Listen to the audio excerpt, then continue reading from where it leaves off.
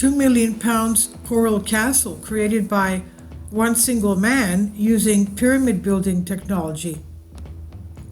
How were pyramids built? Obviously, the easiest answer is by manpower.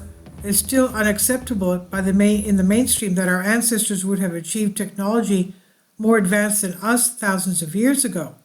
Or did they receive help from otherworldly beings? Though it's impossible to find out how the Giza structures were built, it's undeniable that the limestone structure known as Coral Castle, located in Florida, was built by a single man using a mysterious box.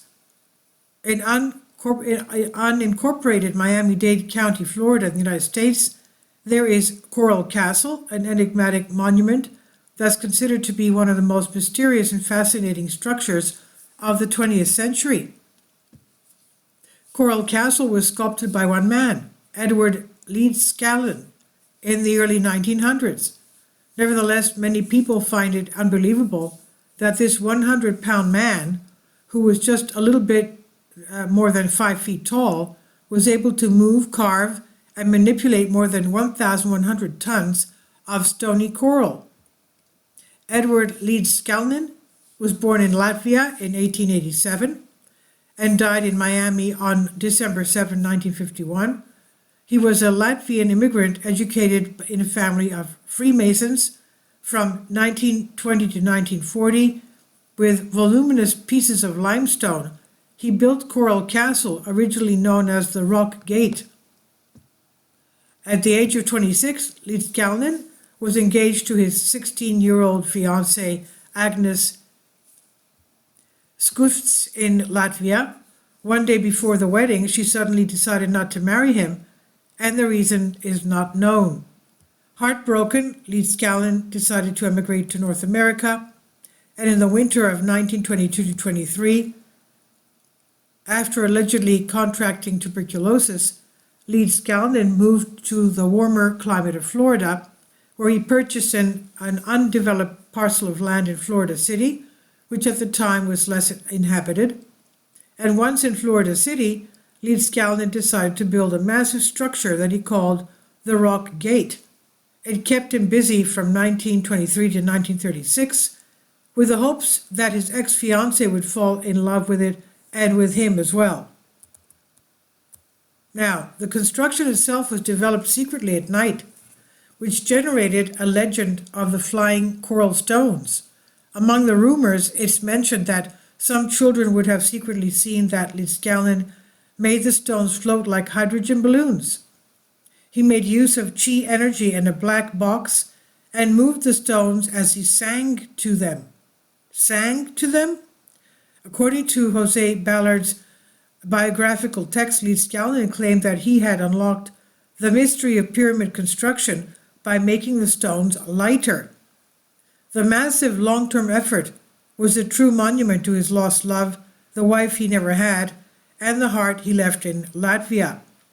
When asked how he was able to achieve his masterpiece by himself with very little tools and no outside help, Edward had only one answer.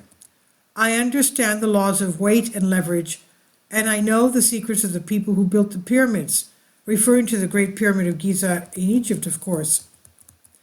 The access door to the castle has an approximate weight of 9 tons, an example of great architectural value. The most surprising feature of this door is that it could be turned or pushed with just one finger, and no one can explain how. In 1945, Leedskalnin published a cryptic pamphlet explaining how he used the laws of magnetism and electricity to achieve his Coral Castle. For a man with only the 4th grade education and no formal training in any applied science or architectural experience, the mastery is how he could have possibly constructed over 2 million pounds of coral. Magnetism and levitation were hinted as explanations for the eerie achievement. One speculation of the impossible feat was that he knew how to use electromagnetism to eliminate or reduce the gravitational pull of the Earth, rendering the lifting and moving of the stones feasible.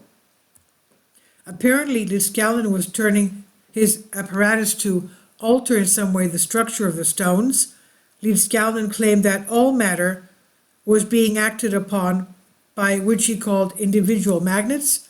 He also claimed that scientists of his time were looking at the wrong place for their understanding of electricity, and that they were obviously observing only one half of the whole concept with one-sided tools of measurement. Canadian researcher John Hutchison claimed to have discovered how ancient sages levitated rocks and changed the structure of the metals with energy captured from a vacuum, and he recreated studies of Nikola Tesla. From 1946 to 1956, Professor John Roy Robert Searle claimed to have invented an object calling it the Searle Effect Generator, SEG, with anti-gravity and perpetual motion capabilities in violation of the first law of thermodynamics. Lidscallan originally built the monuments in Florida City along the border with the Everglades in the southern United States, but later bought 4 acres in Homestead, 16 miles away, and permanently built his work there. A documentary made by writer John Bullard notes that Edward Lidscallan claimed to have built it using the wisdom that had been forgotten for centuries. Bullard wrote the book Waiting for Agnes and spent more than 20 years investigating Coral Castle in Homestead, Florida. At the entrance of the castle, there's a bell that had no ring had to ring twice for the multi-tone gate to open.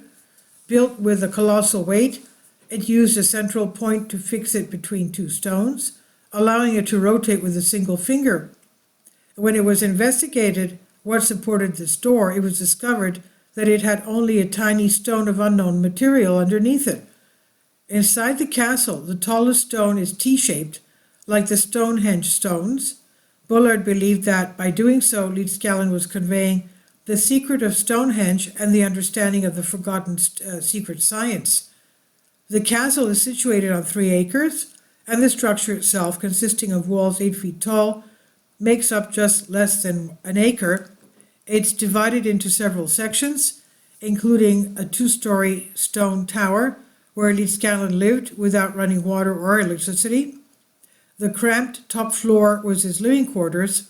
The bottom floor was a storage area for his cutting and shaping tools, blocks, tackles, crude winches and wedges, most of which he made himself, along with equipment for radio wave, physics, and astronomy experiments.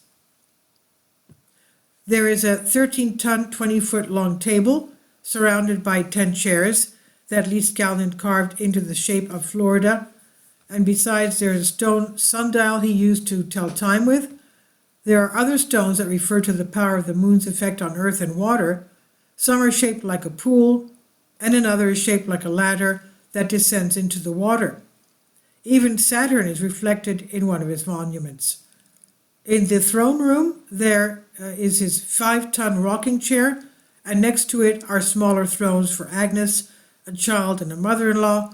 Fascinated by astronomy and engrossed by the celestial, Lidscallan also built a 30-ton telescope, which stands 25 feet tall, and focused it on the Northern Star.